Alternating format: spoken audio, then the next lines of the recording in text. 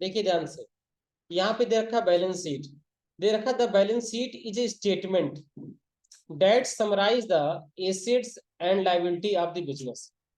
यानी balance sheet में क्या होता है, हमारी एसेट्स और हमारी लायबिलिटीज की समरी होती है। हमारे बिजनेस में कितने एसेट्स हैं, कितनी लायबिलिटीज है, उन सबकी एक समरी होती है हमारी बैलेंस शीट। ठीक है। The excess of assets over liabilities is net worth of the business. यानी जो एसेट्स है वो हमारा लायबिलिटीज से कितना ज्यादा है, जितना ही अधिक होगा वही हमारे बिजनेस का नेट वर्थ कहलाएगा, जिसको बोलते हैं नेट प्रॉफिट। यानी शुद्ध लाभ हमारे बिजनेस का क्या है, जितना हमारा एसेट्स लायबिलिटी से ज्यादा होगा वही हमारे बिजनेस का नेट वर्थ होगा या नेट प्रॉफिट होगा। The balance sheet providers information that help in accessing. Balance sheet से जो हमें इंफॉर्मेशन मिलता है उससे हमें हेल्प मिलता है क्या पता करने में। सबसे पहले कंपनी की long term financial strength, company की एक लंबे समय की फाइनेंशियल स्ट्रेंथ कैसी है और कंपनी का परफॉर्मेंस कैसा है, उसे चेक करने में हमको हेल्प मिलता है। दूसरा चीज, कंपनी की इफिशियंसी हमको पता चलती है कि हम day to day working capital का मैनेजमेंट कैसे करते हैं। तीसरा, कंपनी का जो एसेट्स है उसका पोर्टफोलियो हम लोग इसके माध्यम से तैयार कर सकते हैं। बस में है ना, पोर्टफोलियो का मतलब होता है कि उसकी एक रूपरेखा। ठीक है, पोर्टफोलियो का मतलब होता है रूपरेखा, है पूरा का पूरा उसका क्या एक। फिर है, all revenue and expense accounts are closed when the profit and loss account prepared। जैसे हम पीएल अकाउंट बनाते हैं, प्रॉफिट एंड लॉस अकाउंट बनाते हैं, हमारा रेवेन्यू और एक्सपेंस के अकाउंट हमारे क्लोज हो जाते हैं। Expenses accounted accounts will not have an opening balances for the next accounting period। जो हमारे एक्सपेंस के अकाउंटिंग होते हैं, अकाउंट होते हैं, उनका कोई ओपनिंग बैलेंस नहीं होता जिसको हम नेक्स्ट ईयर में ट्रांसफर करें। यानी साल के अंत में हमारे जितने प्रॉफिट और लॉस के अकाउंट हैं, जितने भी रेवेन्यू और एक्सपेंस के अकाउंट हैं, उन्हें हमें क्लोज करना होता है और हमें ये पता करना होता है कि हमारे बिजनेस की नेट प्रॉफिट क्या है या नेट लॉस क्या है, और उस प्रॉफिट और लॉस को हमें ट्रांसफर कर देना होता है अपने बैलेंस शीट के कैपिटल अकाउंट। बस में यार, यानी इस आधार पे अगर हम एक अकाउंटिंग साइकिल को देखें तो अकाउंटिंग साइकिल में सबसे पहले हम लोगों को करना होता है जर्नल एंट्री। सबसे पहले हम लोग क्या करते हैं, जर्नल एंट्री, जर्नल एंट्री। ठीक, उस जर्नल एंट्री करने के बाद, उस जर्नल एंट्री के बाद हमें क्या करना होता है, हमें इसी जर्नल एंट्री से बनाना होता है ट्रायल बैलेंस। उसी जर्नल एंट्री से हमें ट्रायल बैलेंस बनाना होता है और उस ट्रायल बैलेंस से हम क्या बनाते हैं, ट्रेडिंग अकाउंट।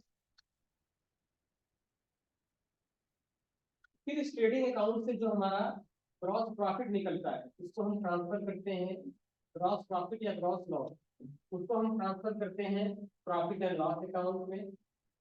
और प्रॉफिट एंड लॉस अकाउंट से जो हमारा नेट प्रॉफिट नेट लॉस निकलता है उसको हम दे देते हैं कहाँ पर, बैलेंस शीट। यही अकाउंटिंग साइकिल। यानी सबसे पहले हम जर्नल एंट्री करेंगे, उस जर्नल एंट्री से ट्रायल बनाएंगे, उस ट्रायल से हम ट्रेडिंग अकाउंट बनाएंगे। ट्रेडिंग अकाउंट जब बनाएंगे तो हमको ये पता चलेगा हमारा ग्रॉस प्रॉफिट कितना है, ग्रॉस लॉस कितना है, उसको हम भेज देंगे प्रॉफिट एंड लॉस अकाउंट में। और प्रॉफिट एंड लॉस अकाउंट भेजने के बाद हमको ये पता चल जाएगा कि हमारे बिजनेस का नेट प्रॉफिट कितना है या नेट लॉस कितना है।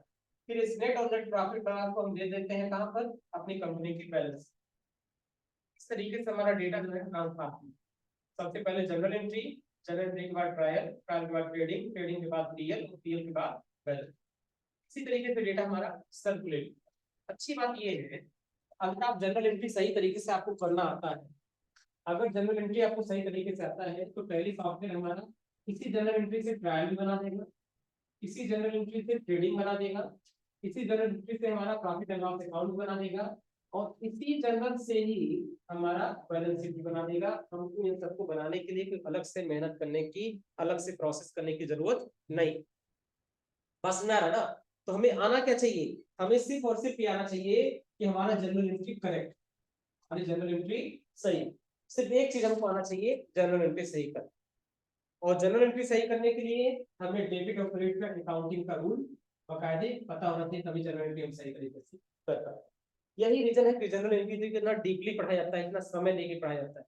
सोचो जनरल एंट्री हमने कितने दिन पढ़ाया, लगभग 10 दिन पढ़ाया ना। इसीलिए कारण है कि जनरल एंट्री अगर सही होगी तो आगे का काम तो पहले सॉफ्टवेयर वाला खुद कर देगा। जनरल से ट्रायल बना देगा, जनरल से ट्रेडिंग बना देगा, जनरल से प्रॉफिट एंड लॉस बना देगा और जनरल से बैलेंस शीट भी बना देगा। सब कुछ ऑटोमेटिक हो जाएगा, बस आपकी जनरल एंट्री सही होनी चाहिए। बात समझ आ रहा है ना? तो वही बोला जा रहा है कि जैसे हमारा प्रॉफिट एंड लॉस अकाउंट बनता है, हमारे रेवेन्यू और एक्सपेंस के अकाउंट जो है क्या होते हैं, क्लोज।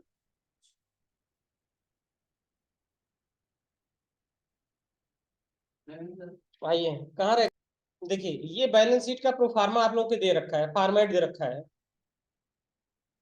अगले पेज पर आइए, ये देखिए आपका फॉर्मेट दे रखा है, नहीं दिख रहा आप लोगों का? ये देखिए बैलेंस शीट का फॉर्मेट दे रखा है, आगे वाले पेज पर है, ये आपके बैलेंस शीट का फॉर्मेट। तो बैलेंस शीट में देखो दो पक्ष दे रखे हैं, एक है लाइबिलिटीज का और दूसरा है एसेट्स। लाइबिलिटीज में हमारा सबसे पहले लाइबिलिटी है कैपिटल। कैपिटल में हम करते क्या है, हमारा पिछले साल का जो कैपिटल होगा उसको हम यहाँ पे लिख देंगे, और लिखने के बाद जो हमारा ड्राइंग होगा उस ड्राइंग को हम यहाँ से घटा देंगे। लेस मतलब घटाना। फिर जो हमारा लॉस होगा उसको भी हम लेस कर देंगे, घटा देंगे। उसके बाद जो हमारा प्रॉफिट होगा उसको हम लाके यहाँ पे ऐड कर देंगे, जोड़ देंगे। और है हमारा इंटरेस्ट ऑन कैपिटल, अगर हमारे कैपिटल पर कोई इंटरेस्ट होगा तो उसको हम लाके यहाँ पे जोड़ देंगे। सारा प्लस माइनस करने के बाद जो रिजल्ट आएगा उसको हम यहाँ पे लिख देंगे। फिर अगर हमारे बिजनेस पर कोई लॉन्ग टर्म लाइबिलिटी है, जैसे लॉन्ग टर्म लोन है या लॉन्ग टर्म डिपॉजिट है, इन दोनों को हम यहाँ पे मेंशन करें। ठीक है। फिर उसके बाद है करंट लाइबिलिटी। करंट लाइबिलिटी में क्या है, अगर हमें कोई इनकम एडवांस में रिसीव हो रही है तो उसको हम यहाँ पे मेंशन कर देंगे। कोई एक्सपेंस की लाइबिलिटी है जिसका पेमेंट हमें करना है तो वो वैल्यू हम यहाँ पे लिख देंगे। सन्डी क्रेडिटर यानी सप्लायर का जो पैसा बकाया हमारे ऊपर, वो बैलेंस हम यहाँ पे लिख देंगे। फिर उसके बाद बिल्स पेबल, जो पैसा हमें पे करना है वो वैल्यू हम यहाँ पे लिख देंगे। उसके बाद बैंक ओवरड्राफ्ट, अगर बैंक से हमने लोन ले रखा है तो उसका ओवरड्राफ्ट का बैलेंस हम यहाँ पे मेंशन कर देंगे। और शॉर्ट टर्म लोन वगैरह कुछ ले रखा है तो भी बैलेंस हम यहाँ पे मेंशन कर देंगे। और ये बैलेंस हमें कब का भरना होता है, साल के आखिरी डेट का, यानी 31 मार्च का।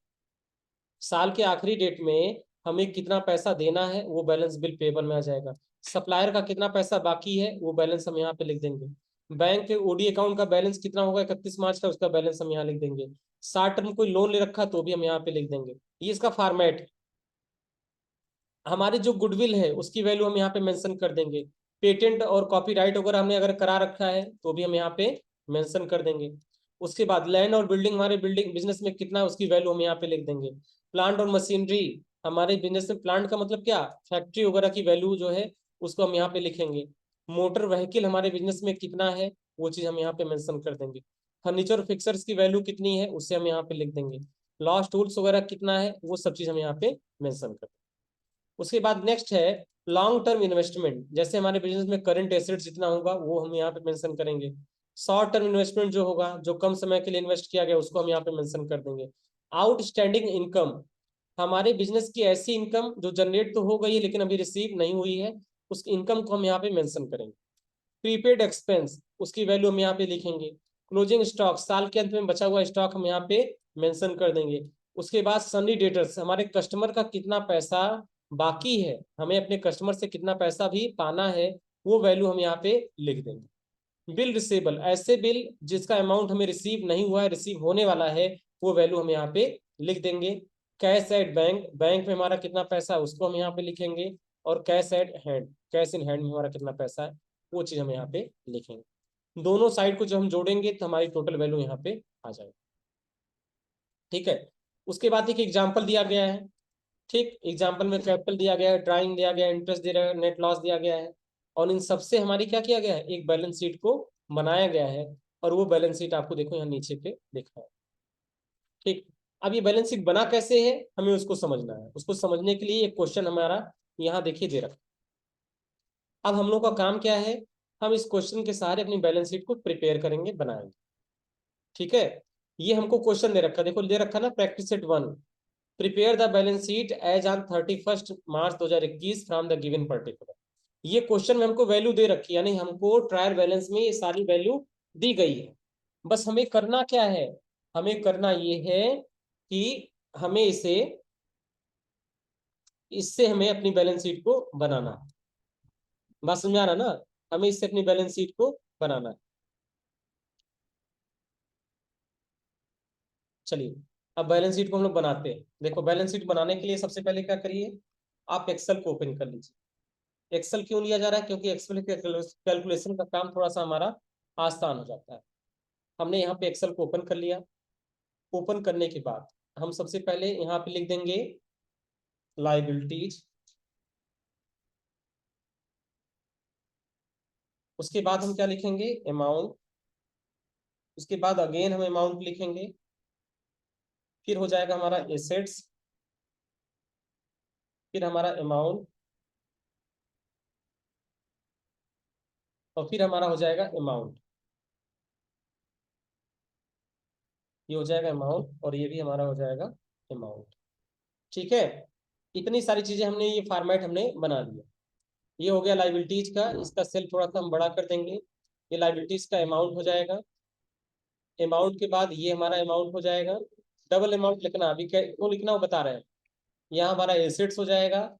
एसेट्स के आगे भी हमारा अमाउंट वाला कॉलम, दो अमाउंट का कॉलम हो जाएगा। इसको थोड़ा सा हम बड़ा कर, ठीक। और इसको थोड़ा सा, चूंकि ये हमारी हेडिंग है, तो हम इसकी साइज को भी बड़ा कर लेंगे। और साइज बड़ा करने के साथ साथ हम इसको थोड़ा सा बोल्ड भी कर देंगे। ये हो गया हमारा बोल्ड, ठीक। ऊपर के सारे सेल को हम मर्ज कर लेंगे। मर्ज करके मर्ज एंड सेंटर पे आ जाएंगे और यहाँ पे लिख देंगे बैलेंस शीट।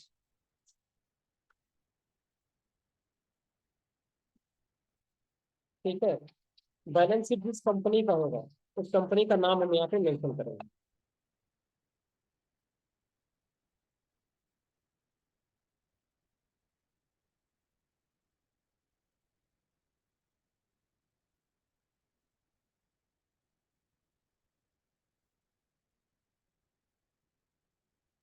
ठीक है, हम यहाँ लिखेंगे balance sheet of ABC traders. उस कंपनी का नाम है, इस कंपनी की बैलेंस शीट हम बना रहे हैं। फिर हम लिखेंगे एज ऑन, अभी नोट मत करिए, अभी समझ लीजिए आप, 31 मार्च 2020। ये हमने लिख दिया।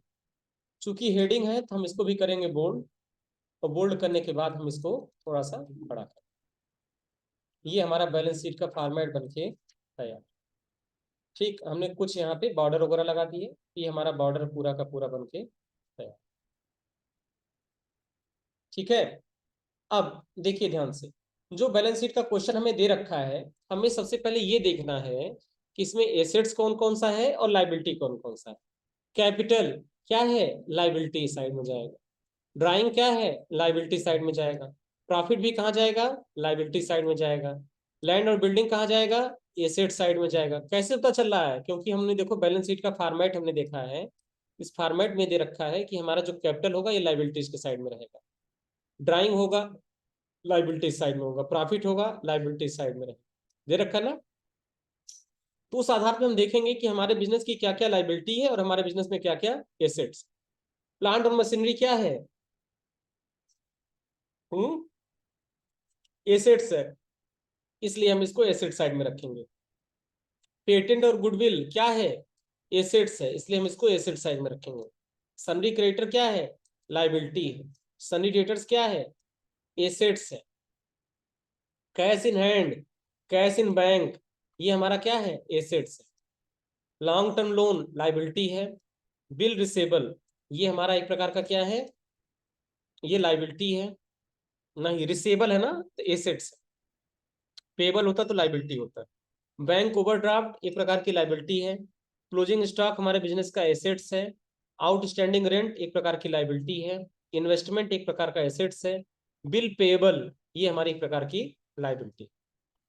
तो सबसे पहले ये जो हमको दे रखा है ट्रायल बैलेंस, इसमें हम ये फिल्टर करेंगे कि हमारे बिजनेस में एसेट्स क्या क्या है और हमारे बिजनेस की लाइबिलिटीज क्या क्या है। फिर लाइबिलिटीज को हम लेफ्ट साइड में ले जाएंगे और एसेट्स को राइट साइड में ले जाएंगे और हमारी बैलेंस शीट बनके तैयार हो जाएगी। चलिए, तो सबसे पहला चीज हमें क्या करना है, सबसे पहले देखो यहाँ पे दे रखा कैपिटल कितना है, 60,000। तो हम यहाँ करेंगे कैपिटल, कैपिटल को करेंगे कॉपी, एंड कॉपी करने के बाद हम यहाँ पे कैपिटल करेंगे पेस्ट, और कैपिटल की वैल्यू कितनी हो जाएगी 60,000, तो 60,000 हम लोग यहाँ पे लेंगे। ठीक है, ये हो गया 60। ठीक, उसके बाद नेक्स्ट हमें क्या दे रखा है, ड्राइंग, तो ये भी कैपिटल के साथ एडजस्ट होगा, तो हम यहाँ पे लिखेंगे लेस, लेस लिखने के बाद हम यहाँ पे लिख देंगे ड्राइंग। ड्राइंग हमेशा कैपिटल से घटाया जाता है, तो ड्राइंग की वैल्यू कितनी है 3,000, तो हम यहाँ पे लिख देंगे 3,000। उसके बाद नेक्स्ट नेट प्रॉफिट, तो प्रॉफिट को हमेशा ऐड किया जाता है, इसलिए हम करेंगे यहाँ अपने फॉर्मेट में आएंगे और यहाँ पे लिख देंगे ऐड, और ऐड पे आने के बाद हम लिख देंगे नेट प्रॉफिट। कितना प्रॉफिट है 12,000, 12,000 रुपये हमने यहाँ पे मेंशन किया। अब ये एक लाइन हमने छोड़ दिया टोटल करने के लिए। उसके बाद नेक्स्ट हमारा क्या है, नेक्स्ट है हमारा लैंड एंड बिल्डिंग, कितना है 25,000 रुपये। तो ये क्या है एसेट्स है, एसेट्स हमेशा एसेट्स वाली साइड में जाए, तो पहले हम यहाँ पे हेडिंग डाल देंगे फिक्स्ड एसेट्स। ठीक, ये हेडिंग है तो इसको कंट्रोल बी से हमने बोल्ड कर दिया, और यहाँ पे हम लैंड और बिल्डिंग को पेस्ट कर दिया। ठीक, लैंड और बिल्डिंग की वैल्यू कितनी है 25,000, तो ये वैल्यू हम यहाँ पे भर देंगे 25। ठीक है, उसके बाद नेक्स्ट हमें क्या दे रखा प्लांट एंड मशीनरी, तो प्लांट एंड मशीनरी एसेट्स है, जिसको हम करेंगे कॉपी, एंड कॉपी करके हम यहाँ पे कर देंगे पेस्ट। इसकी वैल्यू कितनी है 18,000। फिर उसके बाद तीसरा पेटेंट्स, इसको हम करेंगे कॉपी और इसकी वैल्यू हो जाएगी 5,000, तो हम इसको कर देंगे पेस्ट, और यहाँ इसकी वैल्यू हो जाएगी 5।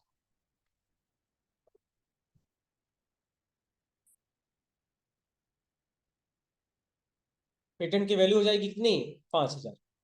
उसके बाद है हमारा गुडविल, गुडविल हमारा कितना 10,000, तो गुडविल को हम यहाँ पे कर देंगे पेस्ट, और गुडविल की वैल्यू हो जाएगी हमारी 10। ठीक है, उसके बाद गुडविल के बाद सन्ड्री क्रेडिटर, ये क्या है लाइबिलिटीज, ये कितना है 16,000, हम इसको करेंगे कॉपी, और कॉपी करके हम यहाँ पे कर देंगे पेस्ट। तो सन्ड्री क्रेडिटर क्या होता है, हमारे बिजनेस की करंट लाइबिलिटी होता है, आइए करंट लाइबिलिटी,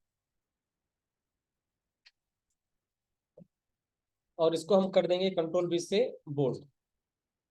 इसका बैलेंस कितना हो जाएगा 16,000, तो हम यहाँ भर देंगे 16,000।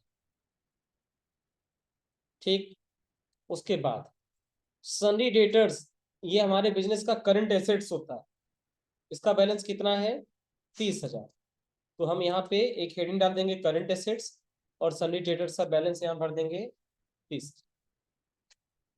बात समझ आ रहा ना, और यहाँ पे हेडिंग डाल देंगे करंट एसेट्स,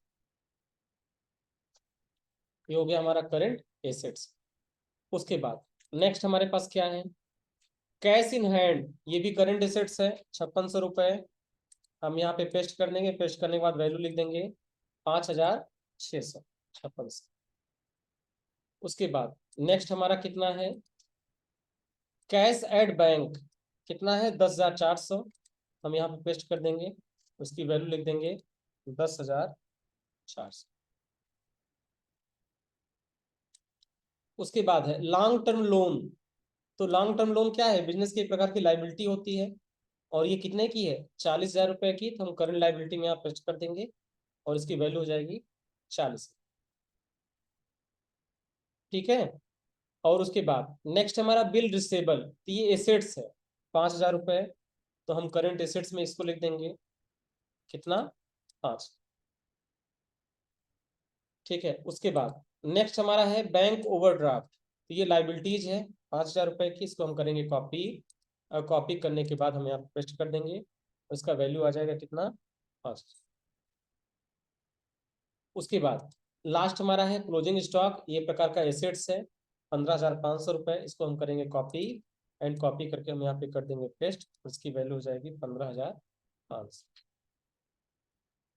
उसके बाद आउटस्टैंडिंग रेंट, ये लाइबिलिटी है कितना, 1,500 रुपए का, यानी 1,500 रुपए का रेंट हमारे ऊपर क्या है, बाकी है। तो ये हमारे बिजनेस की लाइबिलिटी हो गया, और यहाँ पे हमने इसको पेस्ट कर दिया इसकी वैल्यू। उसके बाद इन्वेस्टमेंट, ये प्रकार का एसेट्स है 20,000 रुपए, ये भी करंट एसेट्स के भीतर आएगा। ये हो गया हमारा इन्वेस्टमेंट, और वैल्यू हो गई कितनी, 20,000।